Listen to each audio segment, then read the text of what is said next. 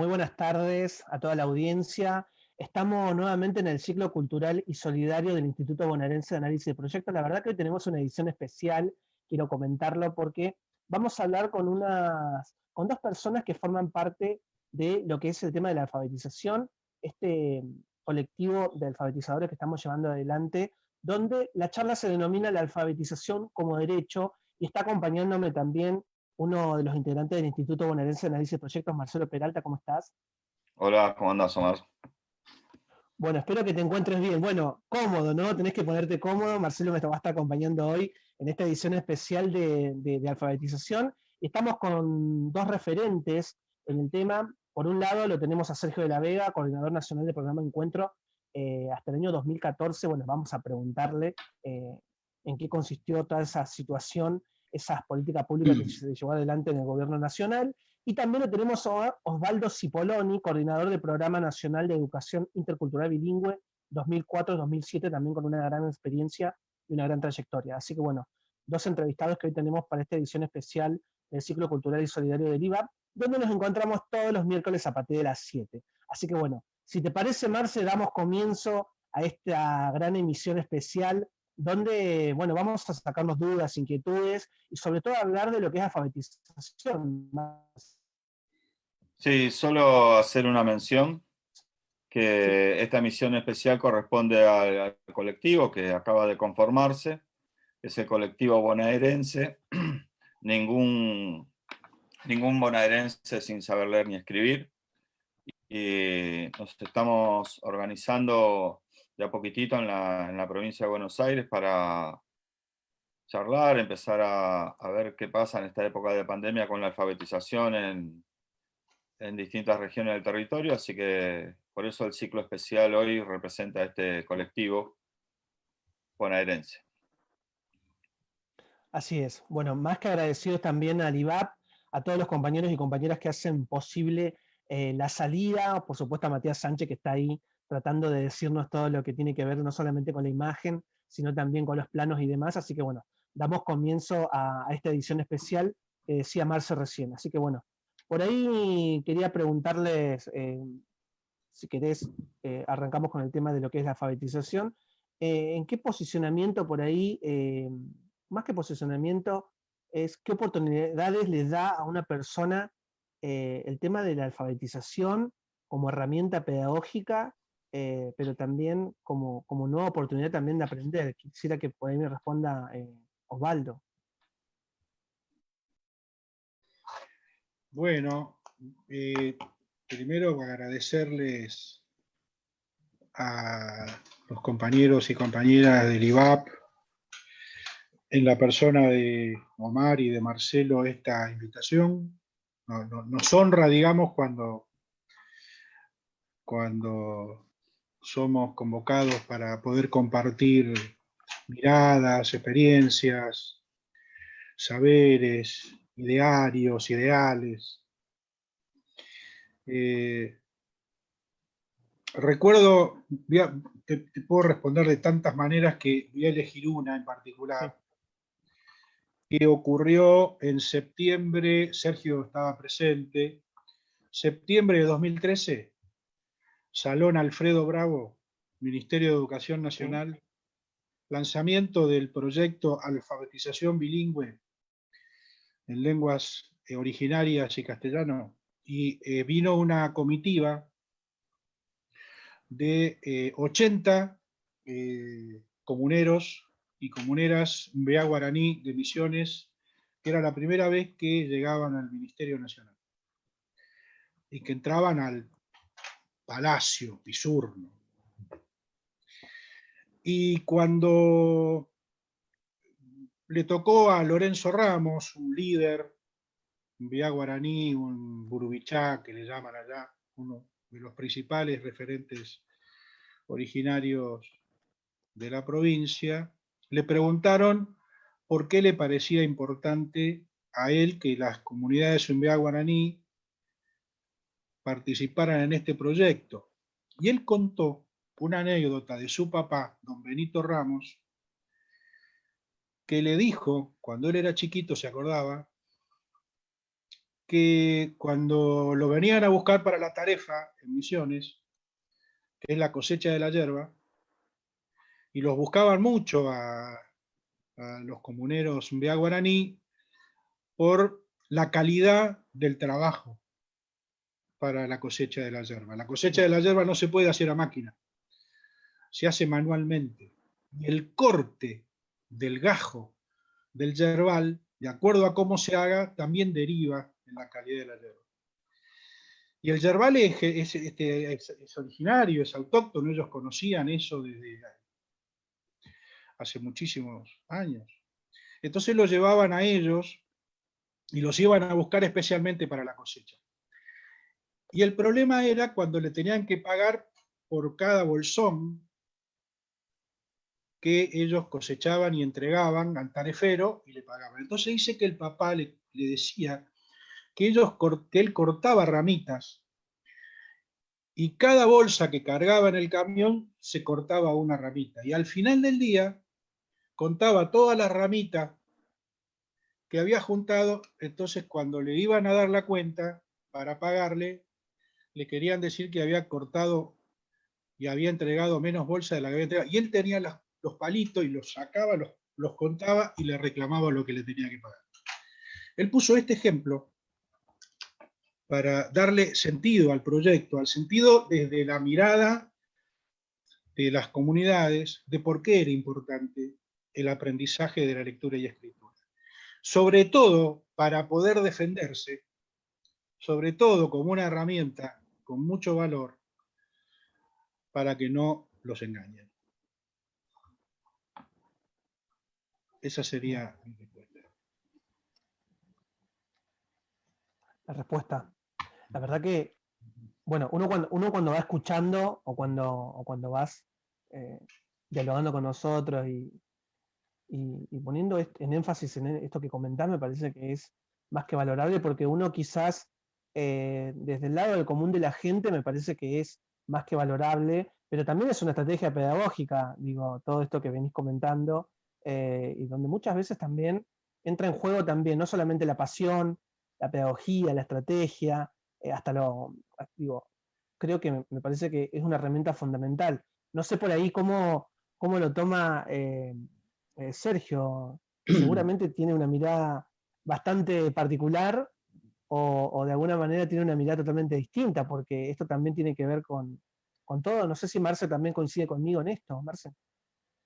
Sí, coincido, me gustaría escuchar a Sergio.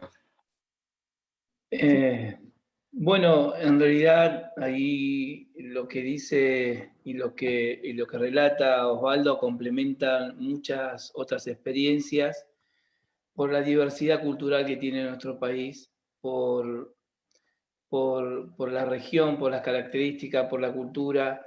Cuando se lanzó el Programa Nacional de Alfabetización en el año 2004, fueron convocadas las organizaciones sociales, fueron convocados aquellos actores sociales que están en el territorio y tenían una percepción muy fina de lo que sucedía en cada barrio, en cada pueblo, en cada lugar del país. Y entonces conocían muy bien a esas personas que no sabían leer y escribir.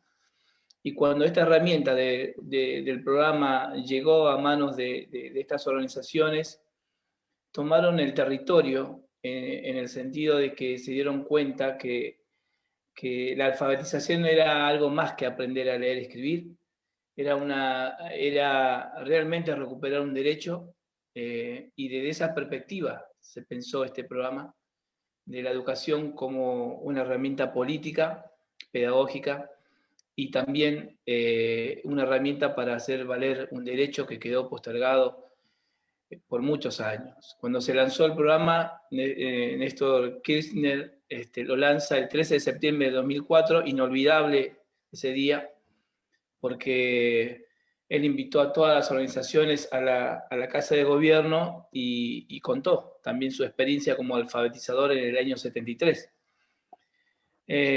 Y uno decía, con los problemas que tenía el país, sin embargo se hizo un lugar para este tema, ¿no? El tema de la alfabetización. Entonces, cuando hace este relato Osvaldo, durante muchos años fuimos recopilando historias similares de distintos lugares del país, desde el norte al sur, desde el este al oeste. Y en cada centro de alfabetización la gente se empezaba a juntar, y empezaba a hablar, y empezaba a decir, y empezaba a escribir, y también contaba lo que sabía hacer. Entonces, en ese intercambio, en esa riqueza que había del encuentro, empiezan a suceder otras cosas, ¿no? Una demanda por, bueno, yo quiero seguir estudiando, yo quiero continuar.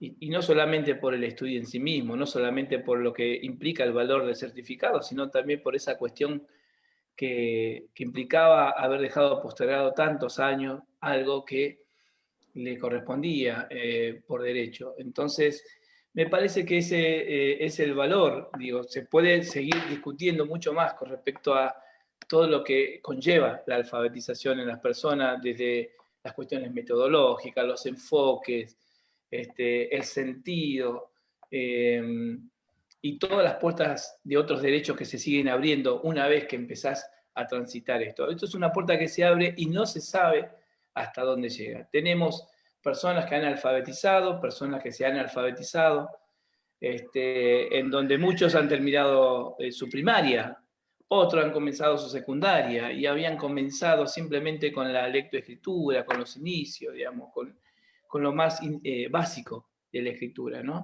Y tenemos alfabetizadores y alfabetizadoras que se encontraron que haciendo eso también encontraron un sentido, ¿no? Un hermoso sentido político, social, de militancia. Y tenemos ahí alfabetizadoras y alfabetizadores que han decidido terminar su secundario, porque en algunos lugares era el que sabía leer y escribir, era el alfabetizador. No había una escuela, no había un docente, no había una docente.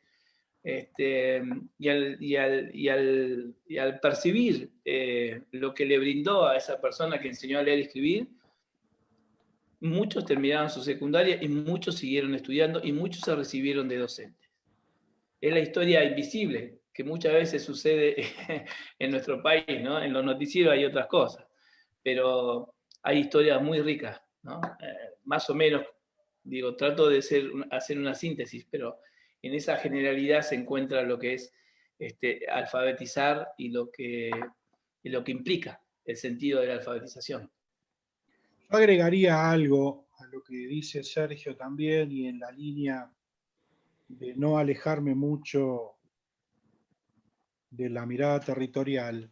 Nos contaban en Misiones, donde esta primera etapa del proyecto llevó a la creación de 120 centros de alfabetización entre 2014 y 2015, que uno de los motores más importantes, que inclusive ahora están las comunidades reclamando la puesta en marcha nuevamente del proyecto de alfabetización bilingüe, que fue clausurado durante los años de oscurantismo neoliberal, que uno de los motivos más importantes de las familias jóvenes era la alfabetización, inclusive para familiarizarse mejor con el castellano, y sobre todo para apoyar a los hijos chiquitos en su escolaridad.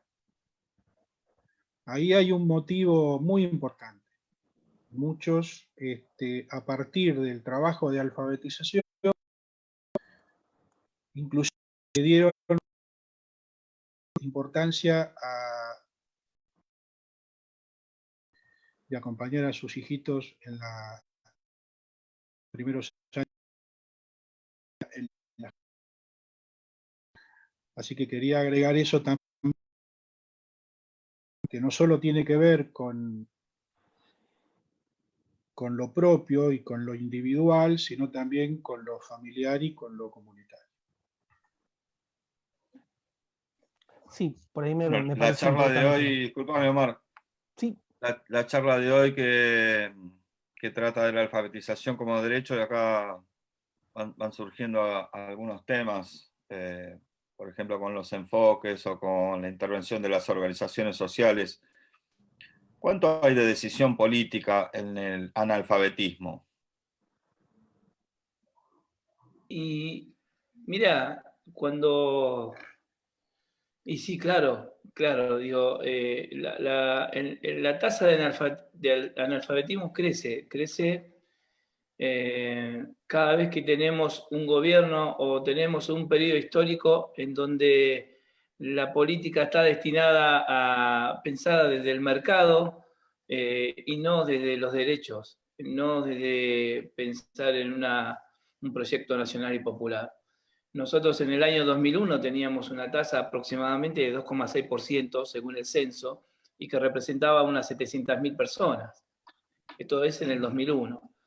El Programa Nacional de Alfabetización se larga en el año 2004 y eso es una decisión política. Es una decisión política en donde el Estado interviene en una demanda, ¿no? En una demanda de derecho. Entonces, no solamente fue la alfabetización, fue también en el periodo 2004-2015, en el medio está la Ley de Educación Nacional, que es una ley que toma a la educación como un derecho, Hay sujetos de derecho en la educación. Entonces, me parece que ahí hay una decisión política en el año 2006 con el lanzamiento de la ley.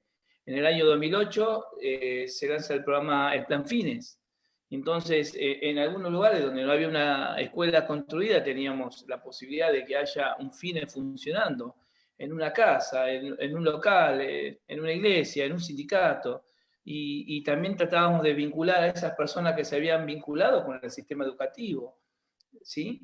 Entonces, había un movimiento muy fuerte de decisión política en donde dentro del Estado Nacional, dentro del Ministerio de Educación, participaban las organizaciones sociales. Entonces, eso es una riqueza para un Estado, ¿no? Con todas las tensiones que suceden en la naturaleza de una construcción política, con todas esas tensiones y esas disputas que hay dentro del espacio del Estado, había una decisión que tenía que ver con esa participación. Entonces, como dije, ¿quién mejor que las organizaciones sociales que están en el territorio, que conocían la situación y que conocían a las personas de carne y hueso, con nombre y apellido, y conocían la historia y llevaban adelante, ¿no? Como dijo Osvaldo, en el año 2015 se cierra todo. Las puertas de los derechos se vuelven a cerrar. Y la alfabetización, la educación de adultos, deja de existir. Entonces, hay un periodo del año 2015 a fines de 2019 que hay una población que deja de ser atendida, entre muchas cosas, en el tema de la alfabetización. Por lo tanto, 2001 censo 2,6. Año 2010, el censo 1,9. Rompimos el piso del 2% a nivel nacional, histórico. Y el periodo, llegamos al 2015 y se cortó. Por lo tanto, el censo que correspondía al 2020 seguramente nos va a dar, nos hubiera gustado que dé otro tipo de resultados. Pero hubo 4 años de abandono totalmente. Por lo tanto, ahí la balanza vuelve a perder, ¿no? Claro. Yo por ahí quiero saludar a toda la gente. Para Sí. complementar un poquito, ¿puede ser? Sí, La pregunta de Marcelo, ¿o era para Sergio? No, No, para los dos, Osvaldo. Dale, Osvaldo, no pasa nada. Para los dos. Sí. Digo, cuando Marcelo pregunta cuánto hay de decisión política respecto del analfabetismo, uno podría decir, hacerse la siguiente pregunta. ¿De quién es el problema?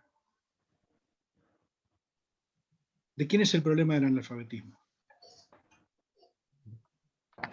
¿De las personas que padecen el analfabetismo? ¿O es un problema de la comunidad? ¿Es un problema de todos? ¿Es un problema de vulneración de derechos? Para un estado de bienestar, el analfabetismo es un problema de vulneración de derechos, es un problema de la desigualdad, es un problema que tiene que ver con la justicia social, y es un problema donde el Estado es el responsable de garantizar esos derechos. Por lo tanto, invierte, crea políticas, asigna recursos, forma organizaciones, apoya organizaciones para que se desarrolle un trabajo, ¿sí?, que tenga que ver con garantizar el derecho a la educación universal, obligatoria, como todas las normas que señalaba Sergio. Para el neoliberalismo, el problema es de cada uno. Cada uno tendrá que ver qué hace con ese problema. Es tuyo el problema. Y vos verás qué haces. Y bueno, si llegaste hasta acá, y bueno, y vos no sé, no te esforzaste, no sé, qué sé yo, vos verás qué haces. No es un problema del cual se tenga que hacer cargo, del cual tenga algún tipo de responsabilidad. Inclusive genera en las personas vulneradas una subjetividad de culpa, de vergüenza, de estigma, de marca, de que es analfabeto porque no le da la cabeza, porque esto, porque aquello, se termina culpando. Es tan perverso el neoliberalismo como sistema, como subjetividad, ¿no?, que inclusive le hace creer a las personas que tienen los derechos vulnerados que son las responsables de su situación. Por eso me parece que la lectura política pasa por esa pregunta. ¿De quién es el? Es un problema de todos, y entre todos lo vamos a resolver, no es de cada uno. A mí me Yo gusta por contar su ahí, trabajo en la Universidad Jaureche desde los inicios y nos ha tocado en los primeros años escuchar de nuestros propios estudiantes también, que era una universidad kirchnerista, que era una universidad que en cuanto se fuese el kirchnerismo del gobierno iba a desaparecer. Bueno, muchas cuestiones que se ventilaban hasta entre los propios estudiantes. Cuestiones algunas de desconfianza, y yo recuerdo que la universidad el año pasado tuvo 12.000 inscriptos, que es una barbaridad no solo para Florencio Varela, sino para cualquier universidad. Y en charla con los estudiantes yo siempre les decía que sí, que la universidad está allí por una decisión política, ¿es verdad? Está acá por una decisión política, pero cuando no estaba, la universidad también era una decisión política. Es decir, siempre hay una relación ahí, como bien lo explican ustedes, ¿no? Pero ocurre, lo que quiero ejemplificar es que ocurre a todos los niveles, o en todos los niveles. El nivel educativo no es solamente primaria, secundaria, sino que también es la universidad, la investigación, el trabajo de los investigadores en el CONICET, que tanto necesitamos ahora, de su trabajo, también es conectar igualdad, otras políticas que tienden a emparejar un poco las cosas. Y ahí necesitamos esa decisión política, como sucedió en el Yo Sí Puedo, ¿verdad? Donde hubo una campaña de alfabetización importantísima en Cuba. Entonces hoy nos maravillamos de los logros académicos de Cuba, pero no entendemos quizás que la decisión política fue ya desde hace muchos años implementada en el país como una estrategia, es decir, ponerle las fichas ahí en la educación. sí, totalmente. Yo por ahí quiero comentarles a la gente que por ahí se va conectando que estamos en el ciclo cultural y solidario en esta edición especial, donde la charla se denomina la alfabetización como derecho. Estamos con Sergio de la Vega, coordinador nacional del programa Encuentro, y Osvaldo Cipolloni, también coordinador del programa nacional de educación intercultural bilingüe, y también me está acompañando hoy el profesor Marcelo Peralta, también, que está aportando y está de alguna manera, diagramamos toda esta situación. Venimos trabajando bastante en lo que es alfabetización, y por ahí quiero preguntarle a, a Osvaldo el tema de que nos comente por ahí, que nos comente en qué consiste esto del proyecto de bialfabetización en lenguas indígenas y castellano, que me parece que es algo para resaltar y que por ahí para destacar, ¿no, Osvaldo? Bueno, sí, el programa de Bialfa tiene un recorrido bastante extenso. Yo lo conocí de una manera muy, muy linda, una historia que me toca en lo personal, porque yo conocí el programa de bialfabetización de Boca de Paulo Freire. Mira. Yo estaba en el sur y había aparecido el tema como demanda de la comunidad, por temas muy parecidos a lo que contaba de Lorenzo. Todo el tema del abuso con respecto al peso, al precio de la lana, a la comercialización de los víveres, a la falta de resguardo laboral de la peonada, y un nivel de analfabetismo, como decía Sergio, digamos, que bueno, a nivel nacional es como el ingreso per cápita, digamos, ¿no? Uno tiene 100, el otro tiene 0, ingreso per cápita 50. Si 50, zaraza, o sea. El nivel de analfabetismo, cuando nos vamos al fondo, es mucho mayor que las medias nacionales, que bueno, son tasas de indicadores de desarrollo humano que se manejan como estándares internacionales, pero sabemos que en las zonas rurales aisladas, etcétera, estos indicadores son mucho mayores. Y cuando aparece este tema, yo me puse a buscar un poco, a indagar a dónde podía tener apoyo para esto, y bueno, pude llegar a San Pablo y ahí tuve una entrevista que me orientó hacia un trabajo que se había realizado en la etapa del gobierno de la Unidad Popular en Chile, entre 1970 y 1973, un programa que se llamaba Programa de Movilización Cultural del Pueblo Mapuche, en toda la región de Cautín, Malleco, del río Malleco, que consistía en un programa de alfabeto, que era un poco la idea de los círculos de cultura y del trabajo con las palabras y los símbolos generadores de Paulo Freire, aplicado en contexto de población mapuche bilingüe. Entonces, había justo un libro que había salido sobre esa experiencia. Una de las autoras era una compañera argentina que casualmente estaba en esos años, 82, 83, estaban volviendo del exilio. Tomé contacto con esas personas a través de Adolfo Pérez Esquivel, que apoyó esta experiencia desde sus inicios, y ahí tomé contacto con este programa. Este programa después siguió, yo empecé a trabajar con ahí aprendí de alguna manera mis primeras herramientas desde la mirada de la educación popular, y después el proyecto de alfabetización bilingüe fue tomando cuerpo, digamos, y trabajó en distintos países, con distintos universos lingüísticos. Hay experiencias en Bolivia, en Perú, con distintas variedades del quichua. Hay experiencias en Paraguay, con el guaraní yopará. Hay experiencias en México, en la zona de Chiapas, en la zona de los Altos y de las Cañadas, Tzotzil y Tzeltal. Y eso es lo que nosotros en el Ministerio de Educación en el año 2013 incorporamos para esos universos lingüístico-culturales de Argentina. Y la primera experiencia fue en Misiones. Entonces, consiste básicamente en un proyecto que tiene 10 unidades temáticas. Cada una de las unidades temáticas tiene frases generadoras en ambas lenguas. El conjunto de palabras reúnen a todas las combinaciones silábicas de ambas lenguas, y las 10 unidades temáticas tienen como tema, como eje temático, las situaciones problemáticas centrales que plantean las comunidades. Básicamente tiene que ver con la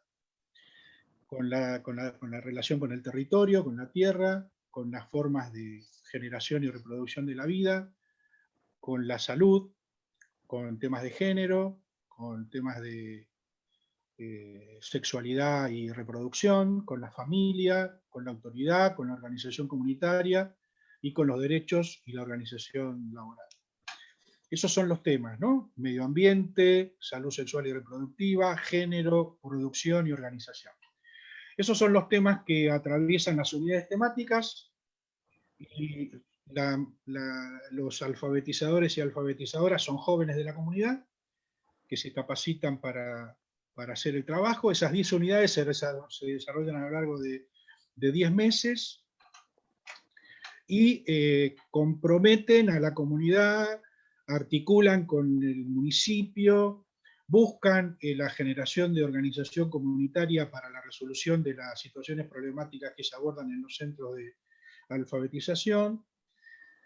Y nuestra idea desde el Ministerio, o sea, apropiando este proyecto desde el Ministerio, fue insertarlo en las políticas educativas, intercultural bilingüe y de jóvenes y adultos, y generar con este material lo que sería el primer ciclo de la educación primaria de adultos, y a partir de este trabajo de alfabetización inicial, proyectar la continuidad educativa para un trabajo con jóvenes y adultos, intercultural bilingüe, en las comunidades de cada provincia. Eso es una primera aproximación, ¿no? Que tiene que ver con la experiencia que hicimos con la alfabetización bilingüe, intercultural, en la provincia de Misiones, con el universo lingüístico y cultural vía guaraní. Pero después, con Sergio, hicimos una recorrida por otras provincias y empezamos a avanzar en el desarrollo de este proyecto en Corrientes, con el guaraní correntino y la realidad de la población guaraní hablante de Corrientes, que no es la misma que Misiones.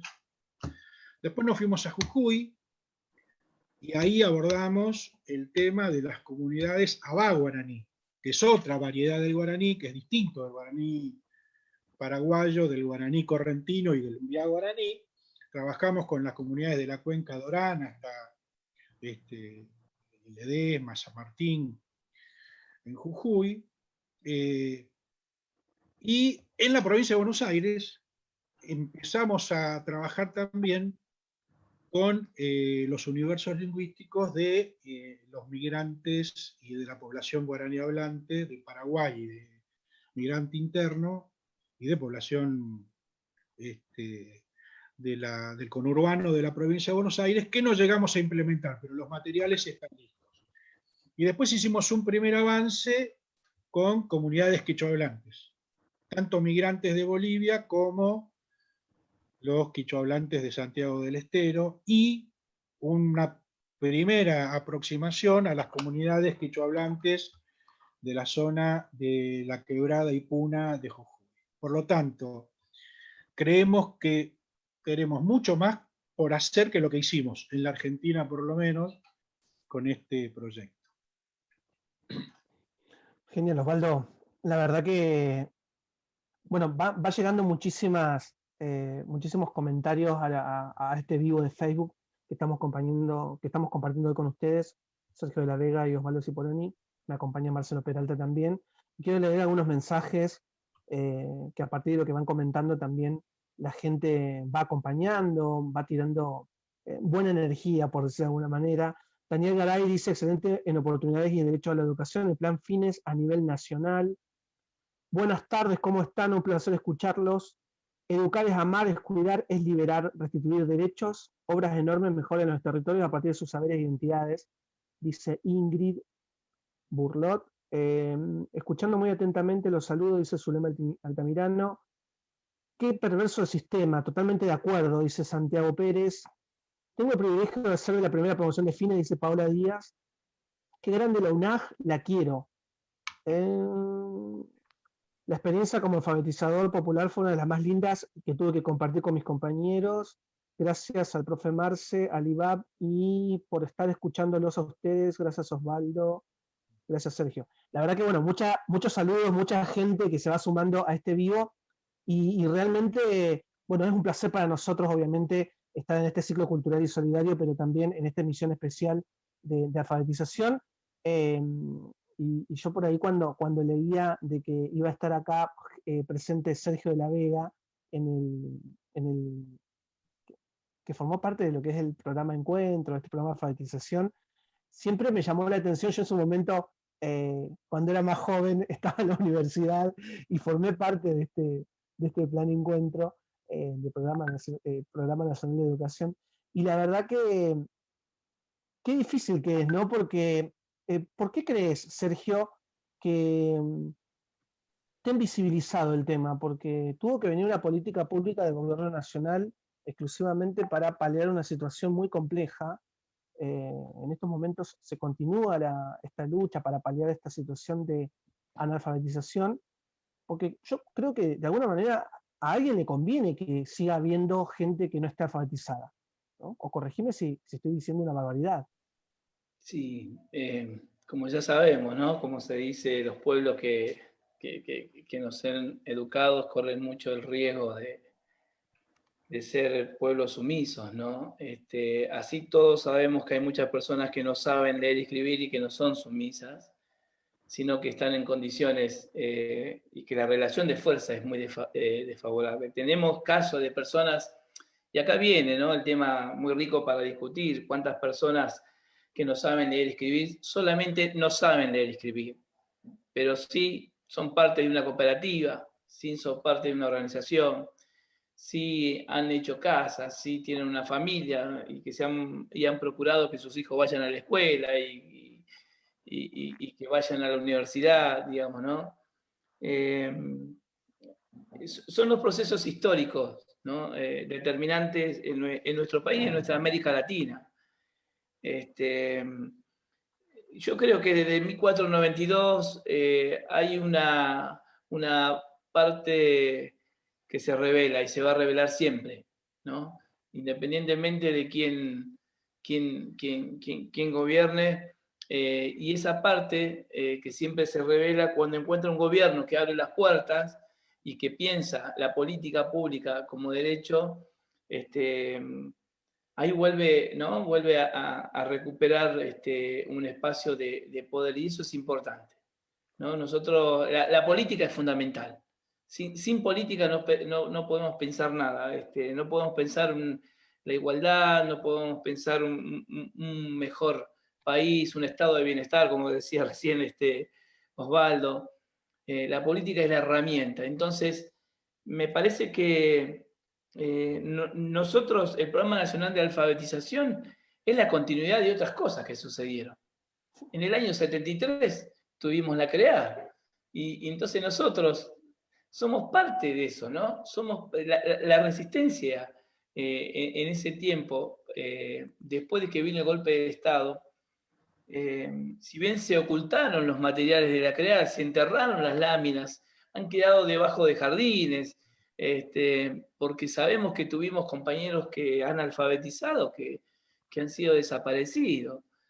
Entonces, siempre va a haber quien no quiere que el pueblo sea feliz. Entonces, me parece que en algunos centros de alfabetización se han producido felicidades que son, te puedo asegurar que podríamos estar horas contándote de lo que le ha pasado a la persona que por primera vez escribió el nombre de sus hijos, de ella misma, o que escribió una carta, o que fue y dejó de poner el dedo en el banco, y cuando fue al banco no le querían creer. Entonces decías, ¿cómo? Si vos tenés que poner el dedo. Y decía, yo ya sé firmar. Entonces, hay una cantidad de cosas que suceden y de riqueza, ¿no?, y de fuerza que tiene política, la alfabetización y la educación en general, ¿no? Yo te hablo puntualmente de este campo de disputa que es la alfabetización, porque cuando uno se sumerge en lo que implica esto, y Osvaldo lo sabe bien, hay tanta riqueza en el intercambio que el alfabetizador termina aprendiendo tanto y más que lo que ha pretendido enseñar, ¿no?, en el proceso de incorporar la lectoescritura en otro o en otra.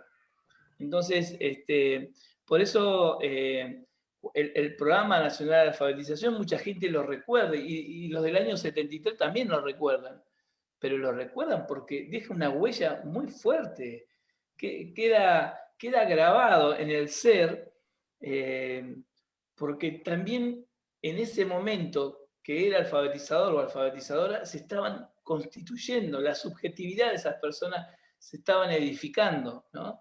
Y cuando vos ves un grupo de personas que se sienten y te cuentan todos los problemas que tienen, y sin embargo te dicen que quieren aprender a escribir, como decía Osvaldo, para los pibes, para conseguir un trabajo, para ir al médico y no equivocarse con la receta, para ir a un mercado, para ir a buscar un trabajo y saber leer las direcciones, digamos. lo que da la lectoescritura es una cantidad de herramientas para desenvolverse socialmente. Es una construcción social aprender a leer y escribir, y más en los jóvenes y adultos. Imagínate en el laburo de intercultural bilingüe, ¿no? A veces aprender el castellano es una necesidad porque vos te vas a lugares, lo hemos visto con Osvaldo, en Corrientes, entonces donde se habla el guaraní y resulta que vas a hacer una documentación, necesitas hacer un trámite, y en ese lugar te recibe gente que habla en español y escribe en español, en castellano, y no te habla en guaraní. Por lo tanto, Vía Alfa es una herramienta también para poder seguir transitando la vida social y seguir transitando los derechos que le corresponden. Quiere hacer un trámite y se tiene que volver de nuevo kilómetros y kilómetros porque nadie lo entendió o la entendió. Entonces, hay mucho trabajo por hacer todavía, muchísimo. Te voy a decir una sola cosa. En Tucumán, siempre lo voy a repetir, pero en ese lugar encontramos a una mujer que tenía 90 años y que antes de irse de este mundo quería aprender a leer y escribir. Pero ella sabía una técnica de tejido que se llama randa, que cuando la alfabetizadora se dio cuenta, le pidió que le enseñara ese tejido, ¿no? Que le enseñara a tejer la randería.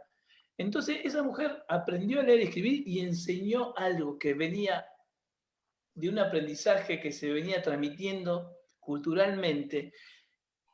Y falleció esta mujer, pero antes de fallecer, no solamente aprendió a leer y escribir, sino que armó una red de personas que aprendieron una randería. ¿Qué hizo esa organización? ¿Qué hizo ese municipio? Lo llevó ese proyecto de randería a una universidad. ¿Qué hizo la universidad? La tiene como una tecnicatura a la randería, ¿me entendés? Entonces, o sea, vos vas a la Universidad de Tucumán y encontrás que es parte de una tecnicatura, la técnica de la randería. ¿Y cómo sucedió eso? Y bueno, fue porque alguien fue y se sentó con esta mujer, se sentaron varios y armaron eso. Digo, y así te puedo contar, pero una cantidad de cosas que sucedieron y sí son invisibles. Sí, sí. Pero bueno, por suerte pudimos levantarla en algún que otro librito que pudimos hacer de experiencia. El Ministerio de Educación levantó esa experiencia y otras tantas, ¿no? Otras tantas. Pero bueno, perdón, a veces me pierdo, me apasiona mucho esta cuestión y lo hemos visto con el compañero Osvaldo cuando nos reuníamos con los compañeros de MBA Guaraní y hacíamos ronda e interpelábamos cuestiones y eran un día, estábamos sentados 2 días, 3 días para poder hacer entender algunas cosas que te puede contar Osvaldo de debatir, ¿no? Cómo cuidamos, cómo nos cuidamos, cómo cuidamos a nuestras mujeres, cómo digo, la comunidad aprende un montón y nos enseña un montón. Porque bueno, ahí Osvaldo te puede contar, pero para mí estamos en un tiempo de pandemia y hay algo que está pasando y estamos escuchando. Se necesita la alfabetización porque lo que ha dejado la pandemia, lo que ha develado, no solamente es el tema de la conectividad, sino las grandes desigualdades y muchos pibes y muchas pibas necesitan que sus padres las estén acompañando en este tiempo y muchos papás no pueden. No es que no lo quieren hacer, no pueden hacerlo porque también necesitan aprender a leer y escribir. Entonces, no es lo mismo que un pibe que tenga todos los elementos y un papá que sea, y una mamá o lo que sea, el adulto que lo acompañe en su crecimiento, que se siente al lado y lo acompañe en ese proceso. Ahora, cuando no lo tenés, seguramente la desigualdad va a seguir, ¿no? Sí, totalmente. Por ahí, bueno, queremos hacer una pausa porque no, me está diciendo Matías que vayamos a una pausa.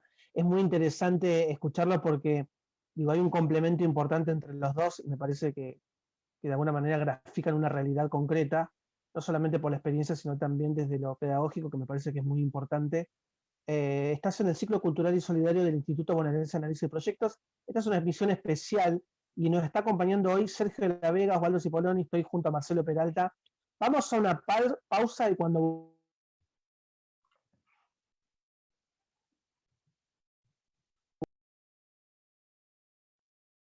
Hola, ¿cómo están? Mi nombre es Luis Piccoli, soy integrante del Instituto Bonaerense de Análisis Proyecto, que tiene sede en Florencio Varela, el IVAP. Hace muchos años nos dedicamos pura y exclusivamente a la inclusión educativa, al derecho a estudiar, al derecho a aprender.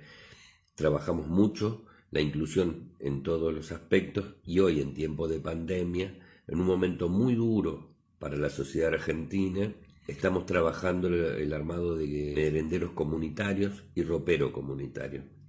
Te pedimos que nos des una mano, que nos ayudes a ayudar. Ropa limpia, que ya no uses, para poder compartir de invierno, y fundamentalmente que nos ayudes, si no puedes con ello, en harinas, con leche, con grasa, con aceite, y ahí te dejamos nuestro CBU.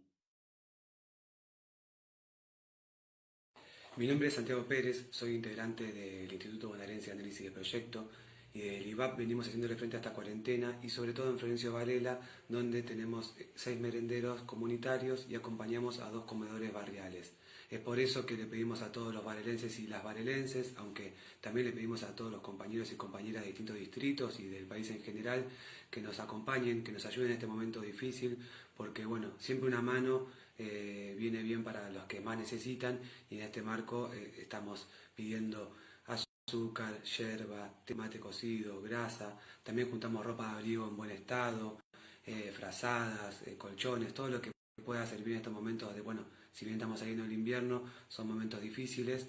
Y además, bueno, para todos aquellos que por la distancia o por distintos motivos no puedan colaborar con estas donaciones, también es disponible un CBU que estará apareciendo en pantalla, que es del IVAP, o botones de Mercado Pago, a partir de los cuales algunos pueden ir acompañando sus donaciones. La verdad es que para nosotros y nosotras es fundamental contar con el apoyo, porque nos permite a su vez seguir colaborando en otros comedores y merenderos barriales con los que venimos trabajando y haciéndole frente a esta pandemia, que la verdad se hizo más larga de lo que esperábamos. Así que bueno, esperamos contar con su ayuda. La verdad es que en este momento todos los granitos de arena suman mucho para que todos tengamos un futuro mejor. Hola, desde el IVAP estamos trabajando para que vecinos y vecinas de Florencio Varela puedan tener una merienda en medio de esta pandemia. Todos podemos colaborar, ya sea con un alimento no perecedero, con alguna colaboración mediante el Mercado Pago o el CBU, o acercando a la institución o llamando por teléfono, pero todos podemos colaborar. También estamos pidiendo ropa de abrigo para entregar a los que menos tienen. Cualquier ayuda es bienvenida para ayudar a los que menos tienen en esta pandemia.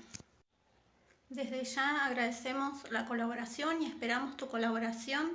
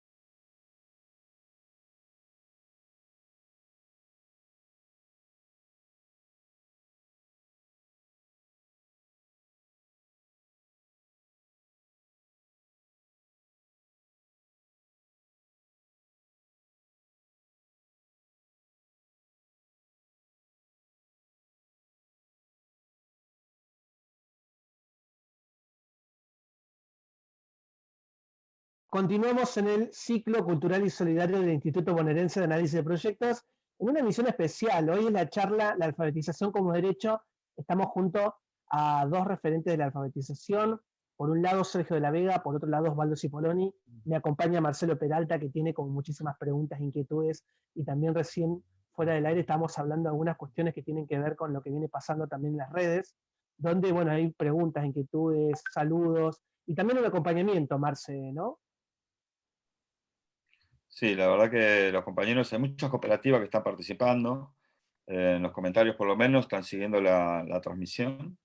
Un orgullo para nosotros compartir con las organizaciones sociales este espacio que sabemos que lo retransmiten y que lo vuelven a subir a sus redes, ¿no? Sus propias redes. Pero las preguntas en principio son dos. Una que tiene que ver con el método, ¿sí? Que en educación, por lo menos en la educación formal, en la escuela, hay un método que está prescrito por el diseño curricular.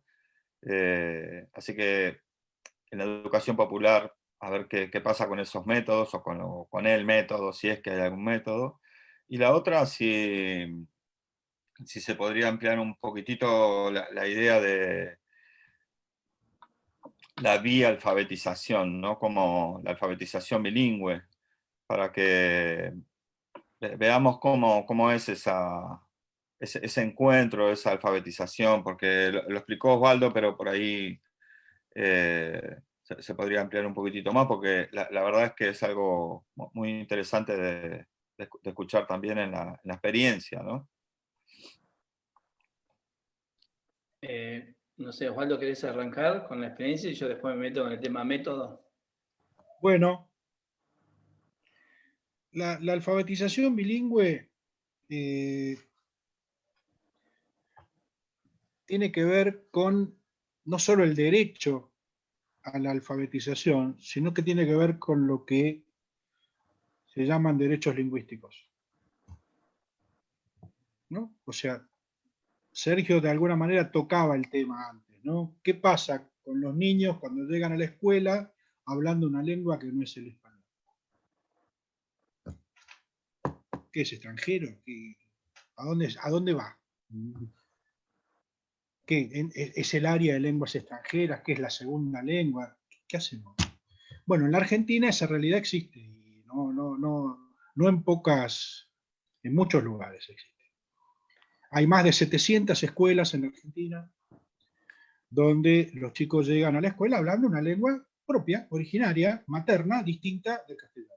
Por lo tanto, hay toda una modalidad a partir de la Ley de Educación Nacional, que es la modalidad de educación intercultural bilingüe, que alude y que atiende esas especificidades, particularidades de sujetos de derecho que tienen una identidad, una lengua, una cultura distinta, diferente, de la lengua de comunicación nacional, de la cultura envolvente, la cultura escolar. Bueno, ahí hay algo, mucho que hacer, muchas cosas se están haciendo. Ahora, esta realidad aplicada en el contexto de la comunidad, desde una política de alfabetización de jóvenes y adultos, tiene que crear un centro, un espacio educativo comunitario que atienda esa necesidad y que garantice ese derecho. Personas que pueden, en realidad la alfabetización bilingüe es para personas que requieren el aprendizaje de la lectura y de la escritura y que son bilingües. Por eso es alfabetización bilingüe, porque atiende a población bilingüe. Nosotros los materiales del programa teníamos, de acuerdo al grado de vitalidad de las lenguas y al grado de uso de las lenguas por parte de las personas, distintos materiales. Por ejemplo, había un material que estaba destinado a mujeres monolingües, de lengua vernácula originaria. Porque muchas mujeres de las comunidades en guaraní de la provincia de Misiones, como las hay en las comunidades Com, como las hay en las comunidades Wichí, como las hay en las comunidades Pilagá, como inclusive las hay, digo, en comunidades mapuches, las hay. En las comunidades rurales de la precordillera hay mujeres, yo las conozco, puedo dar cuenta de que hablan un castellano muy limitado y se manejan más en su lengua original, sobre todo personas, mujeres mayores. Pero bueno, en otras comunidades, digamos, guaraní hablante, quichua hablante, wichí, com, pilagá, mocoy, tapieté, en fin, la riquísima diversidad lingüística y cultural de nuestra sociedad, requieren, digamos, tener alfabetizadores, alfabetizadoras, docentes, materiales educativos adecuados a su realidad y a sus necesidades. Porque es la única manera de que le podamos garantizar sus derechos. ¿Sí? No podemos repetir en el plan de alfabetización una política de homogeneización, una política de castellanización, una política de colonización cultural. Hoy en día, a esta altura del campeonato, imposible. O sea, ya está archidebatido, discutido, y está en toda la normativa. O sea, si nosotros cumpliéramos la ley, ¿sí?, que nos va a llevar un tiempo, y es parte de la agenda pendiente, nosotros tendríamos que llegar como el sastre, a cada uno con su propuesta educativa a medida, de acuerdo a cada contexto, a cada sujeto, a cada contenido de cada realidad, situada, educación situada, contextuada, ¿sí?, que dialoga, que reconoce saberes, que reconoce culturas, que reconoce identidades, no que las descalifica, las estigmatiza o las reprime. ¿Sí? Inclusive esta cuestión educativa no está disociada de otros derechos. El derecho al territorio, el derecho a un ambiente sano, el derecho a una soberanía alimentaria, el derecho a una producción autónoma, el derecho a una organización propia, el derecho a sus propias normas, el derecho al respeto de su cosmovisión, de su visión del mundo, el derecho a tener materiales educativos que reflejen su visión de la historia, que incluya su palabra, que incluya sus conocimientos, y que inclusive eso no es solamente para ellos. Todo ese patrimonio cultural es un patrimonio cultural del conjunto de la sociedad, y que al no verse, al no valorizarse y al no reconocerse, y al no plasmarse en los contenidos comunes, tenés una formación cultural, monocultural, monolingüe y acotada. Porque a mí me encantaría que toda la niñez y la juventud pueda enriquecerse de esa diversidad cultural que nos es propia. Entonces, la alfabetización bilingüe es una respuesta concreta y específica a esta realidad concreta y específica. Entonces, si hay población monolingüe castellana, se alfabetizará en la lengua que conoce y usa, porque será poner en palabras y en lecturas y en escrituras su oralidad. Ahora, si es población bilingüe, bueno, obviamente que el trabajo con ambas lenguas no solo permite, cuando la lengua originaria tiene una forma de escritura validada por la comunidad, porque nosotros no vamos a imponer un alfabeto. No es que nosotros inventamos el agujero del mate. O sea, estamos hablando de población vía guaraní, en este caso, que ya tiene acuerdos de escritura de su propia lengua. ¿Por qué tiene acuerdos de escritura de su propia lengua? Porque quiere incorporar y apropiarse de la escritura como una herramienta de fortalecimiento cultural propio. Es una estrategia política también de las comunidades para su fortalecimiento. Y ahí el proyecto encuentra y encarna, digamos, como una herramienta cuya apropiación es reconocida, valorada y aceptada por la comunidad. Y por eso la demanda como un proyecto y le reclama al Estado el dispositivo para poder ponerlo en práctica. Pero digo, no es, es una alfabetización bilingüe para población analfabeta bilingüe, como es una alfabetización monolingüe para población analfabeta monolingüe. De acuerdo a la situación sociolingüística, es la respuesta desde la alfabetización. No sé si me extendí un poquito, pero me parecía que valía la pena un poco dar cuenta de esta respuesta a esta realidad. Bueno, ¿por dónde empezar cuando hablamos de métodos para no caer en un lugar común? ¿No? Claro. Yo creo que antes de hablar del método habría que pensar de qué lugar partimos. Bueno, eso ya es parte del método, ¿no? ¿Desde qué lugar uno parte en el momento de alfabetizar? ¿Qué concepción tiene? Si se va a quitar todo ese saber que tiene, cómo aprendió esa persona que va a enseñar a leer y escribir, cómo aprendió esa persona a leer y escribir, y de qué manera va a acompañar ese proceso en otros. Cuando hablamos, por ejemplo, de la educación popular, ¿no?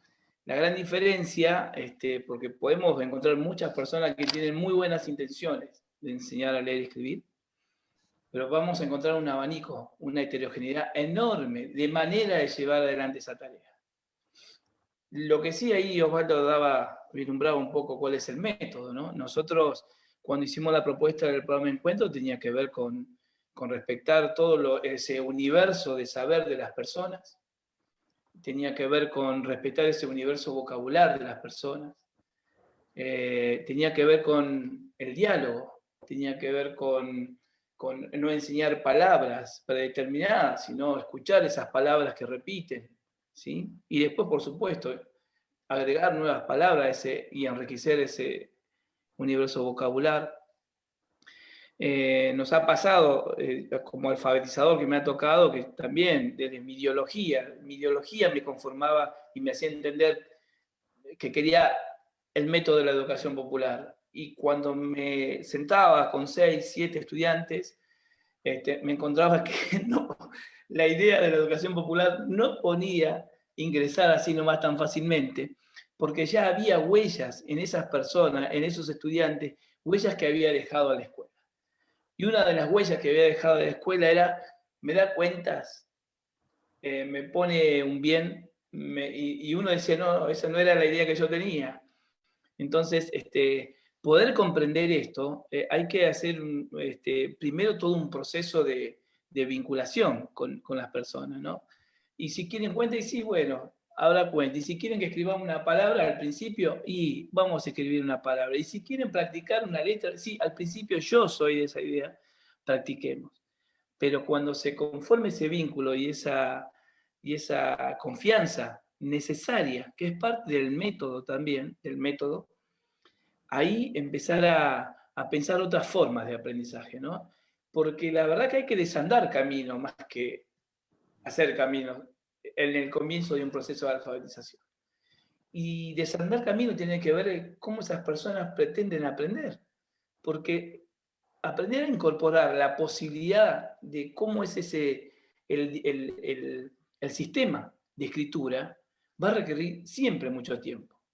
Entonces hay una cantidad de negociaciones que hay que hacer en el medio entre esas personas y uno que quiere, desde la educación popular, enseñar a leer y escribir. Hay una cantidad de negociaciones necesarias para que en algún momento podamos, de alguna manera, pensar en un método que tenga que ver con el respeto a la cultura, el respeto a la palabra, la posibilidad de la escucha, el diálogo, la libre expresión. Por supuesto hay que practicar la escritura, hay que practicar la lectura, pero ¿cómo hacerlo? Es la pregunta. Entonces, por eso el alfabetizador tiene que leer mucho, tiene que leer tanto, que no solamente por esa condición que te va a dar la lectoescritura, que es la condición de ciudadano, sino por el placer que causa la lectura, por el placer que puede causar la escritura. ¿Es un requerimiento social? Sí, es un requerimiento social. Pero también hay que dar lugar a otro tipo de requerimientos que no son tan sociales, sino más individuales. Bueno, sí, son sociales, pero tiene que ver con una diversidad de metodologías que se pueden ir juntando, ¿no? Por eso, siempre cuando uno habla de metodología, hoy la metodología en un contexto donde el celular, la tecnología avanza, donde te mando un mensajito por audio, donde me querés escribir algo y me mandás, bueno, todo eso hay que contemplar, siempre hay que sentarse y repensar la idea de qué métodos, qué maneras, ¿no? Para mí, aquellas personas que aprendieron a leer y escribir, como nosotros, la mayoría, en una escuela pública o no pública, o como sea, yo no sé si recordamos la manera, yo no sé si la recordamos, yo no sé si recordamos nuestra primera palabra, pero un joven y adulto no se olvida de eso, de ese proceso. No se va a olvidar. No se va a olvidar un adulto de cuál fue su primera palabra. No va a pasar, porque justamente hay que transitar una previa de confianza, de vínculo, que te va a llevar de alguna manera a cuando te diste cuenta de un proceso largo, que muchas de las cosas que no pensaste era parte de la metodología, ¿no? El tema es cómo registramos, cómo aquellos educadores, educadoras, registramos lo que hacemos delante de los estudiantes. Y eso es otra cosa que nos queda pendiente. La posibilidad de escribir cada día apenas, mira lo que te digo, 5 renglones en una hojita de lo que te pasó ese día, de lo que pudiste, no pudiste, de lo que intentaste y no, de esa sensación que tenés de frustración, escribirla. En el año, cuando finalice el año, vas a tener 365 páginas escritas, que vas a poder leer, releer, volver para atrás, pensar, reflexionar, volver a la acción. Digamos, una de las cosas que siempre pienso es que ojalá tengamos un congreso pedagógico de educación popular, en donde nos sentemos no solamente los educadores, sino las personas que se alfabetizan, ¿no? Cuando vos preguntás cuál sería el método, y yo creo que un método bueno sería el día que veamos un grupo de personas en la calle manifestándose porque quieren aprender a leer y escribir.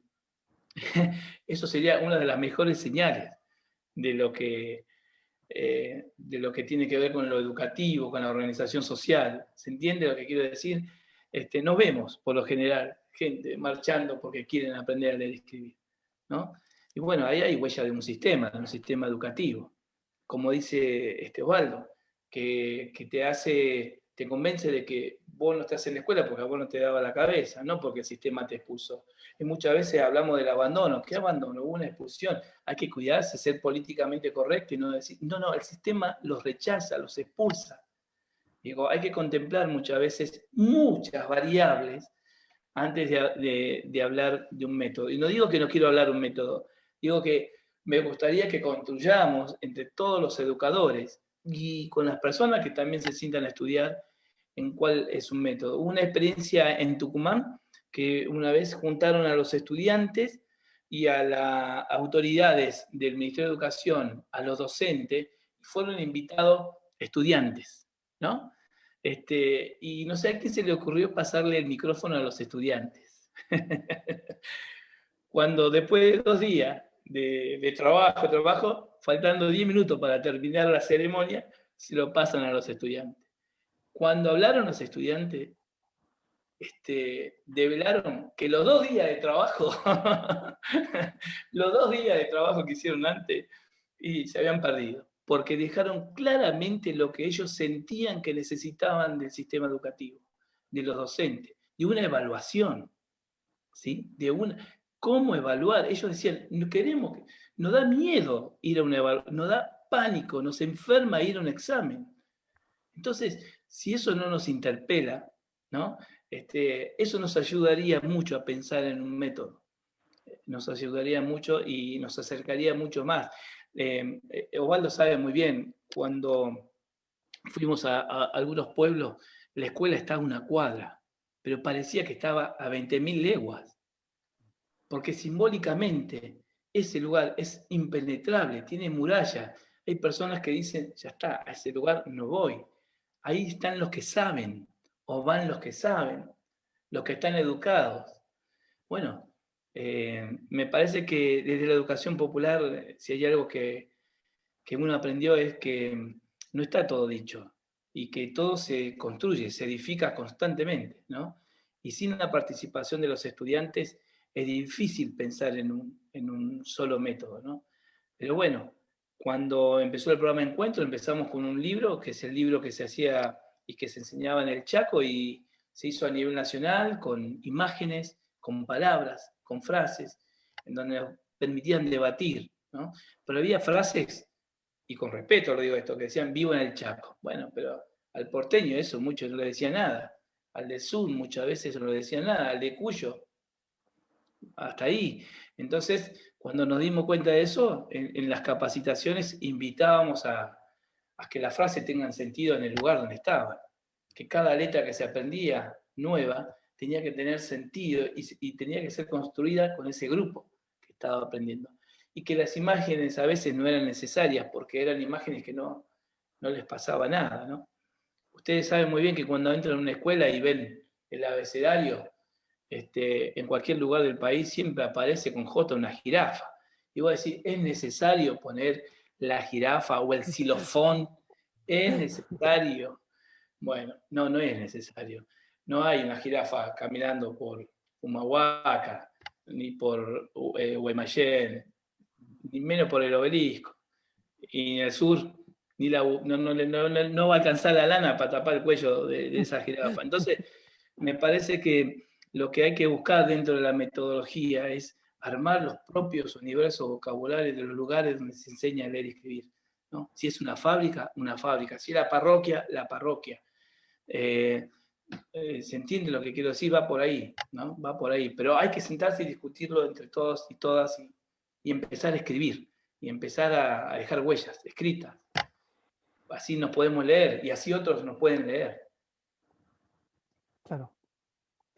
Sabes que, bueno, hay gente que pregunta, hay muchos mensajes también, pero por ahí quiero meterme más en lo que es el territorio bonaerense, un conurbano que tiene muchísimas problemáticas en un montón de situaciones, pero por ahí, en lo que es el alfabetismo, pregunta para Osvaldo, aproximadamente, ¿hay casos o hay bilingüismo en lo que es en el conurbano?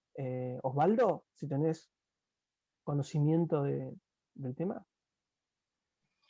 Sí, bueno, ahí tenemos dos cuestiones que me gustaría señalar para entrarle a esa pregunta. En el censo del 2010, vamos a ver qué dice el nuevo. Pero en el censo del 2010 da como resultado que la provincia de Buenos Aires es la provincia que tiene mayor cantidad de población indígena de la República Argentina. Es un dato que a muchos los sorprende, porque vos le decís población indígena y empiezan a mirar para el Chaco, para el sur, digo, para otros lados, digamos, ¿no? Chaco, Formosa, el norte grande, la Patagonia. Sin embargo, los procesos de migración interna, por un lado, han hecho que tengamos la mayor cantidad de población originaria. Hay ONS que tengan, muchas comunidades, casi de todos los pueblos originarios, que son más de 40, que tienen presencia en la provincia de Buenos Aires. Otro fenómeno importante que da cuenta de la presencia de población bilingüe tiene que ver con la migración de países hermanos. Población quichua hablante, que viene fundamentalmente de Bolivia, y un poco de Perú, y población guaraní hablante, que viene de Paraguay. Digo, dos fenómenos migratorios, ¿no? Una migración interna y una migración de países hermanos. Eso constituye una realidad socioeducativa, sociocultural y sociolingüística que interpela al sistema educativo, como hablábamos antes, digamos, ¿no? ¿Cómo hacemos cuando viene la niñez y la juventud que tiene estas particularidades lingüísticas a nuestros espacios educativos? Muchos docentes dicen, nosotros no fuimos formados para esto.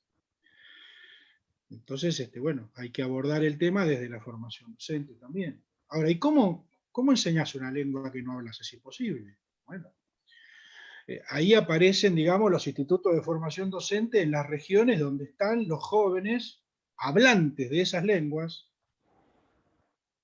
que conocen esas raigambres culturales, que se forman como docentes.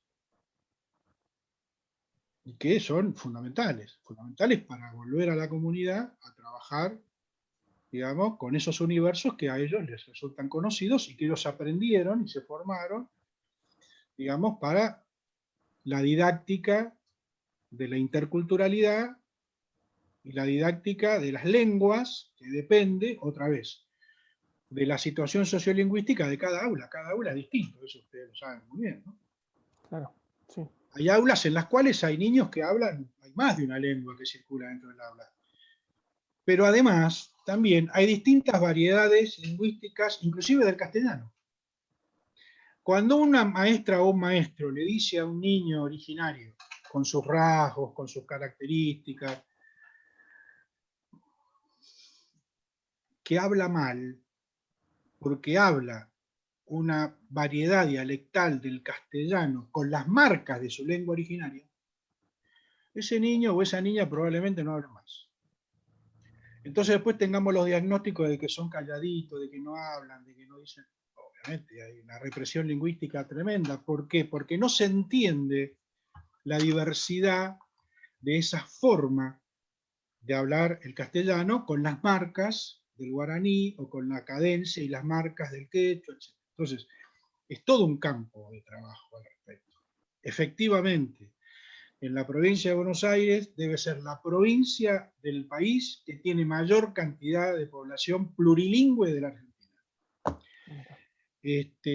Ahora bien, ¿por qué no sabemos tanto de esto? Porque como decía Sergio antes, muchas veces son realidades invisibilizadas. Yo me acuerdo de una encuesta que hicimos en el Ministerio hace muchos años y que le preguntamos a la provincia de Corrientes cuántas escuelas de la provincia tenían población indígena. Mandamos el cuestionario, esperamos unos meses, cuando vuelve el cuestionario, miramos el informe final, 0. 0. Si no habremos hecho mal la pregunta. Pregunta de nuevo, a ver. Vamos a preguntar, ¿cuántas escuelas de la provincia de Corrientes tienen niños que hablan guaraní? Fue de vuelta el cuestionario. Mirámonos, volvió el cuestionario. Lo miramos, 243 escuelas. 243 escuelas. Hace 20 años detectadas en la provincia de Corrientes con niños que hablan el guaraní.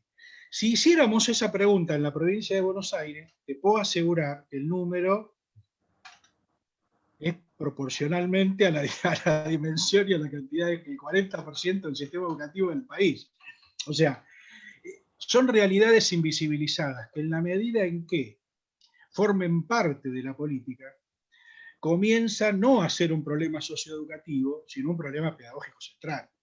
Porque una de las características, y sobre todo de la escuela secundaria, está planteada en infinidad de investigaciones, que las hay y muy buenas.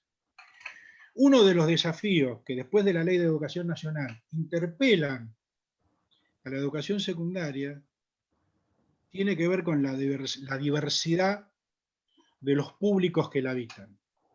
Que ya no son esos changos urbanos, homogéneos y esa población selectiva. No. Están, las políticas de inclusión abrieron la cancha para que entren todos. Bueno, esos todos, muchos son estos. Son estos que están invisibilizados en problemáticas. Hay muchas experiencias, por suerte la educación intercultural bilingüe, la educación de adultos tiene un recorrido en las últimas décadas importante. Hay experiencias valiosas, todo el trabajo de Marcela Lucas, de Alejandra López Comendador, hay un conjunto inclusive no solo en el conurbano, si nos vamos a Olavarría, a Los Toldos, a Bahía Blanca, a Carmen de Patagones, a las comunidades COM de La Plata, a Derqui, hay un montón de General Rodríguez, en Moreno,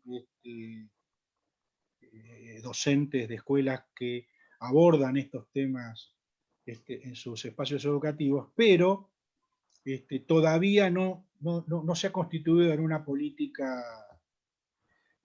Va a llevar tiempo, pero digo, si tuviéramos que pensar una política de alfabetización bilingüe en la provincia de Buenos Aires, en principio para los universos quichua hablantes y guaraní hablantes, creo que tenemos hay una tarea muy importante que nos sorprendería la cantidad de gente que se anotaría para participar en esos espacios como alfabetizando o alfabetizanda, e inclusive como alfabetizadora y alfabetizador, interesados en otro aspecto que no tiene que ver solamente con el derecho a la lectura y la escritura, sino con la visibilidad, el reconocimiento y la valoración de su propia identidad y de su lengua como uso educativo y como lengua que tiene que ser revalorizada y reconocida en el contexto social. En Jujuy, por ejemplo, recuerdo, Sergio se acordará, cuando estuvimos con las comunidades quebradeñas, sobre todo en la quebrada de Humahuaca, donde la presencia del quechua es casi está en la toponimia, digamos, ¿no? La mayoría de la niñez de las comunidades es castellano hablante, llega a la escuela hablando castellano, con marcas del quechua, pero no es como en la zona de la Puna, donde hay comunidades quechua hablantes de mucho mayor vitalidad. Les interesaba el proyecto de alfabetización bilingüe porque era una manera de reintroducir y fortalecer el quechua como una estrategia de revitalización identitaria de sus propias comunidades. Que es otra cosa, no quiero complicarla mucho, pero digo, es otra cosa. Como en Misiones, el proyecto de alfabetización bilingüe era vivido también como al partir de los contenidos culturales propios, el derecho consuetudinario, la propia barrera del mundo, que nosotros lo poníamos en diálogo con otras culturas para ampliar el universo cultural. Ellos veían en ese programa la posibilidad del fortalecimiento de las pautas culturales propias, a partir de un espacio educativo apropiado por la comunidad. Porque no era escolar, no era del Estado. Era una política pública, pero que fortalecía los espacios educativos comunitarios. Entonces, perdón si me extendí un poquito, me parecía que por el tema, no pasa nada. pero efectivamente en la provincia de Buenos Aires podemos concluir ahora que hay mucho por hacer con población con distintos grados de analfabetismo, porque esa es otra realidad, o sea, no todos los analfabetismos son iguales. Se habla de muchos tipos de analfabetismo, los puntos de partida se establecen en cada contexto particular, pero hay mucho trabajo por hacer en comunidades bilingües del conurbano bonaerense. Solo un dato, un pequeño dato aporto, y Sí. solamente teniendo en cuenta que el colectivo Ningún Bonaerense Sin Saber Leer y Escribir, lo voy a acompañar con un dato a esa consigna. Censo 2010, aproximadamente, Buenos Aires, 160.000 personas en condición de analfabetismo en el 2010. ¿Sí?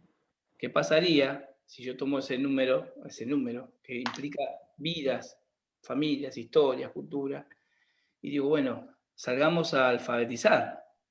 Bien, armemos grupos de 10 personas que quieren alfabetizar. Alguna situación hipotética. Grupo de 10 personas. Muy bien.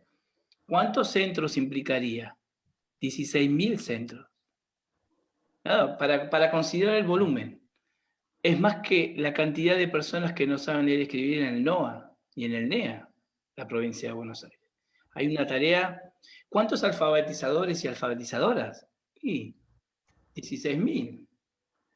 Es un volumen enorme el que hay, y hay una tarea que solamente la organización va a permitir, por lo menos, saber que está encaminado, ¿no? Y después ver cómo hacemos para que también el Estado, en algún momento después de esta pandemia, el gobierno educativo pueda escuchar esa necesidad, ¿no? Y ahí hay que articular con las escuelas de adultos.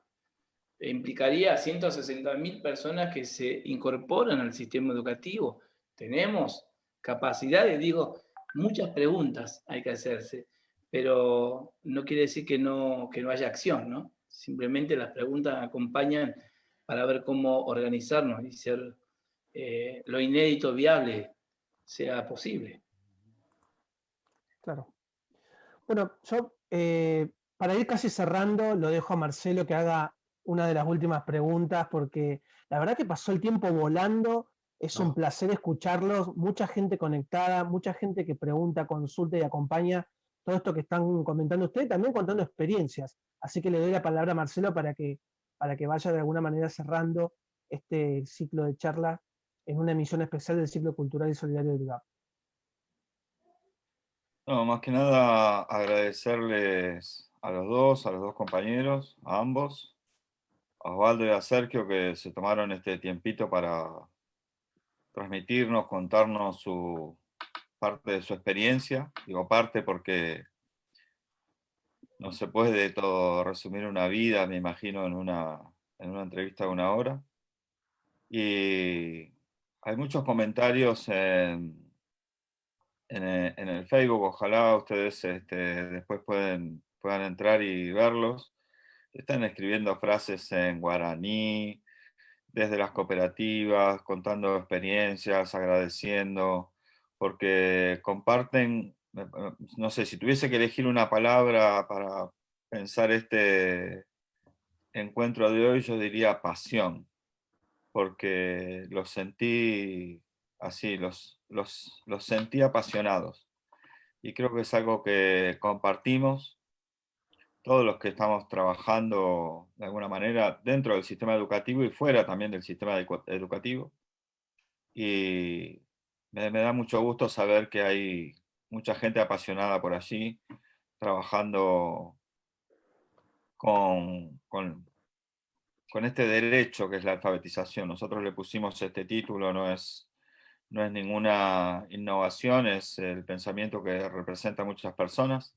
Así que bueno, más que nada agradecerles y vamos a continuar con este ciclo, así que los vamos a tener al tanto de nuestras próximas entrevistas para que también puedan participar, sumarse y ojalá podamos hacer, como decía una de las compañeras, este Congreso Pedagógico de Educación Popular. Ojalá lo podamos concretar. Empecemos las charlas, lo vamos a proponer desde el colectivo, a ver cómo nos podemos organizar. Así que hoy nos están escuchando desde la provincia de Buenos Aires, desde el interior, desde Bolívar, Mar del Plata, desde la provincia de Entre Ríos, de Santa Cruz, llegan también mensajes. Saludos al compañero Alejandro Maidana, la cooperativa Cocineras Argentinas, no sé, bueno, hay un montón de mensajes que ahora ya no los puedo ni ver porque se van de la página. Pero la verdad que ha sido un orgullo tenerlos en nuestro ciclo. Bueno, gracias a ustedes. La verdad que, bueno, para nosotros estos parlamentos, dirían los mapuches,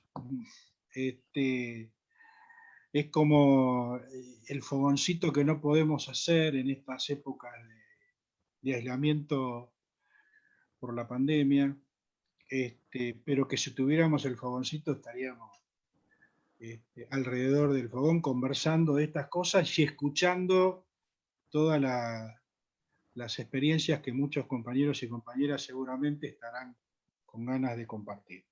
Por mi parte, Tincunapa y Agüillebete.